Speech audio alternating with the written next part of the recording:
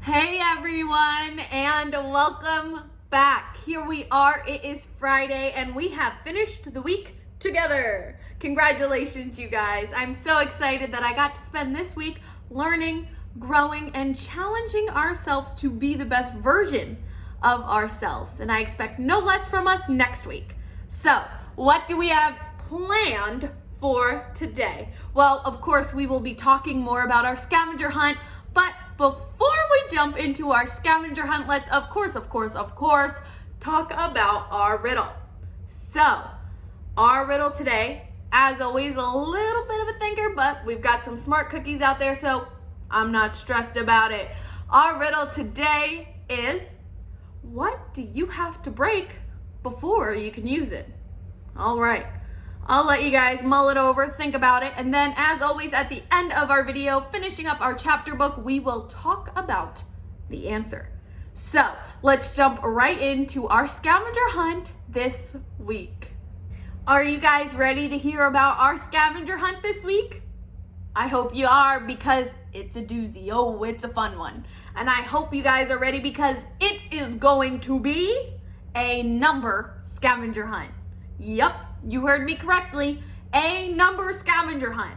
And for all my folks wondering, a number scavenger hunt? What? Yes, we are challenging you guys to go out and find certain amounts of something. For example, we're asking you to find 1 stuffed animal or 10 crayons. In fact, our list today only includes 10 things because guess what, guys? I want you to find them all. This is the first scavenger hunt I've challenged you all to that I think that every person can find all of these things. And I'm excited. So stick around and see exactly what our scavenger hunt this week looks like. All right, guys, here we are. This is our scavenger hunt for this week. We are doing a number scavenger hunt, as I said. And now you guys can see a little bit more clearly what I mean when I say we are asking you to find certain amounts of things. Like I said, we're asking you to find 1 stuffed animal, or 7 shoes, 5 doors, or 4 pillows. This list, it's not too long. It's only 10 things long. So I know you guys can find them. I know you got it in you. And I hope you guys enjoy this. All right. As my last little reminder, this is available down in the links below for you guys to print out or pull up on those tablets or phones. So go ahead and click that and see exactly what I'm talking about. Now that we've talked about our scavenger hunt, let's go jump into our positive action. Our positive action today, guys, is building directly off of the positive action that we covered yesterday. So if you want to be in the know of what we're talking about, go check it out. I promise it'll make a lot more sense. Now, what are we talking about today? We are talking about money, because it's just that important. It bears 2 positive action lessons. So let's get into it.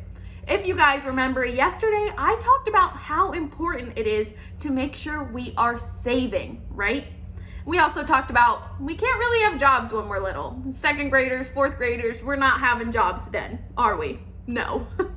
But what we can do is save the money we do get, be it through chores, holidays, birthdays, things like that. We can save up our money. And I do want to repeat, because it is important to hear, you don't need to only save and never spend. If there's something you want to spend your money on that'll bring you so much happiness, go ahead and do it. Buy it, enjoy it.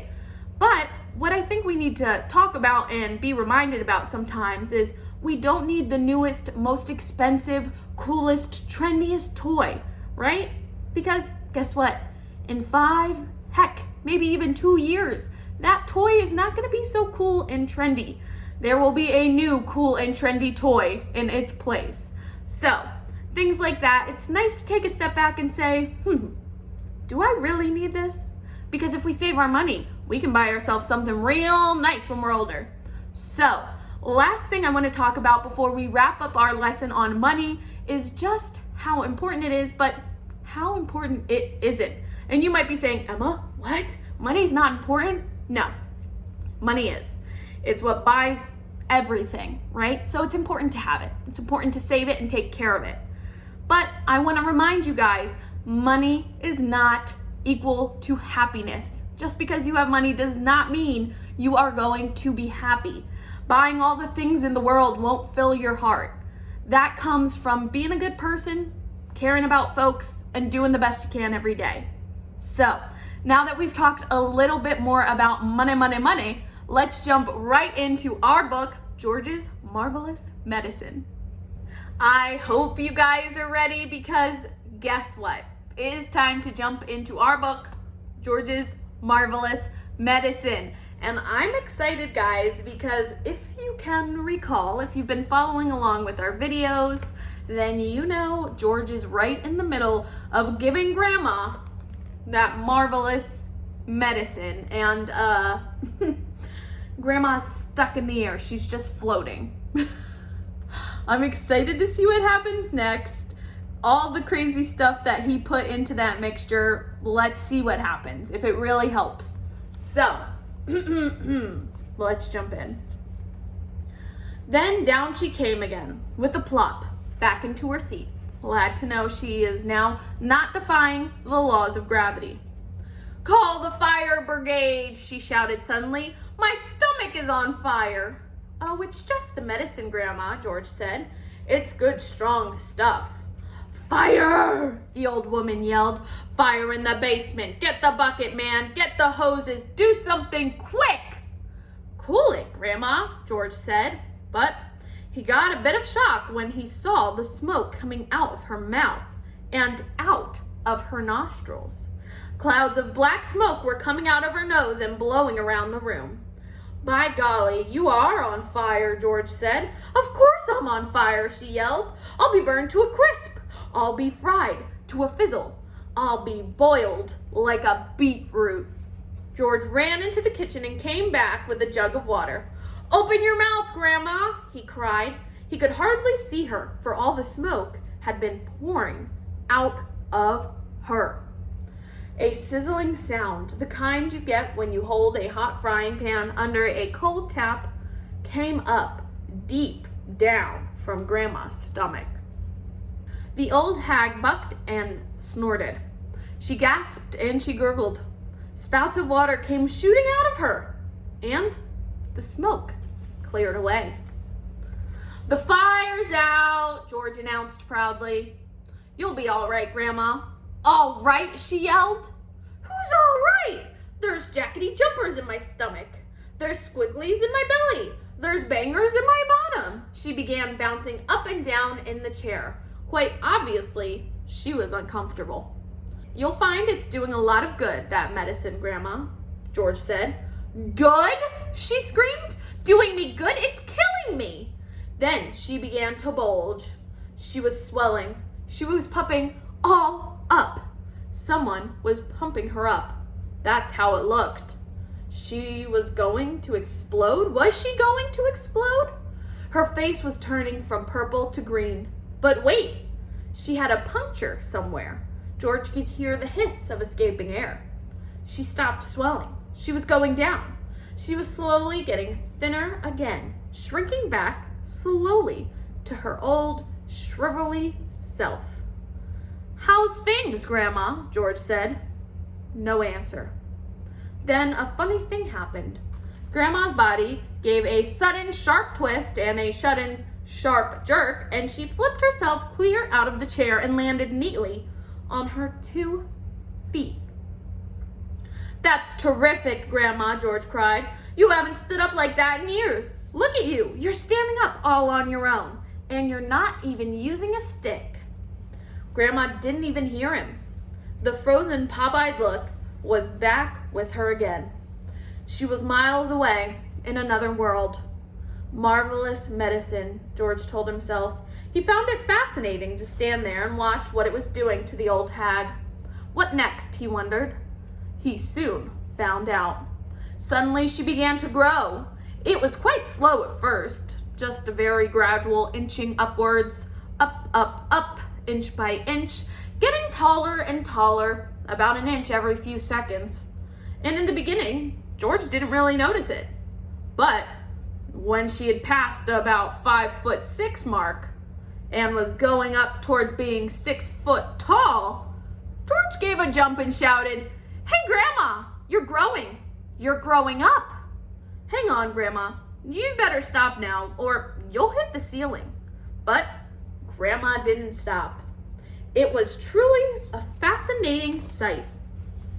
This ancient, scrawny old woman growing taller and taller, longer and longer, thinner and thinner, as though she were a piece of elastic being pulled upwards by invisible hands.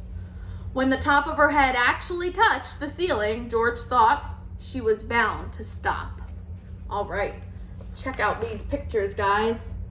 Oh my gosh, can you guys see how tall she is getting? I think that's a little bit more frightening than the old grandma. But she didn't stop growing. There was a sort of scrunching noise and bits of plaster and cement that came raining down. "Hadn't you better stop now, Grandma?" George said. "Daddy just had this whole room repainted." But there was no stopping her now. Soon her head and shoulders had completely disappeared through the ceiling, and she was still going. George dashed upstairs to his own bedroom, and there she was, coming up through the floor like a mushroom. "Whoopee!" she shouted, finding her voice at last. "Hallelujah, here I come." All right, we'll stop there. I'll show you the last picture. You can see that's her popping up through the ceiling in George's room, and I just feel like this story just keeps getting crazier and crazier. So make sure you don't miss it, because I feel like if you miss one reading, you're like, oh my gosh, what is happening now? She's like 6 foot whatever through the ceiling. So make sure you're checking it out. Make sure you're staying up to date. You don't want to miss what happens next. All right, so now that we've finished our book, let's talk about our riddle. So if you guys remember, at the beginning of our video, we had a pretty fun riddle, and you've had all this time to think about it and figure it out. So I'm excited to see. Have you? If you guys remember, our riddle was, what has to be broken before you can use it? Did you figure it out? Did you crack the case? I gave you a little hint just there. The answer is an egg. Get it? Can't use an egg if it's not cracked. You can't eat it. Hard-boiled or soft-boiled or just cooked. I hope you guys enjoyed this video and enjoyed our riddle. Now it is time for me to say my goodbyes. I hope you guys enjoy our scavenger hunt and have a good weekend. Bye. Thank you for watching.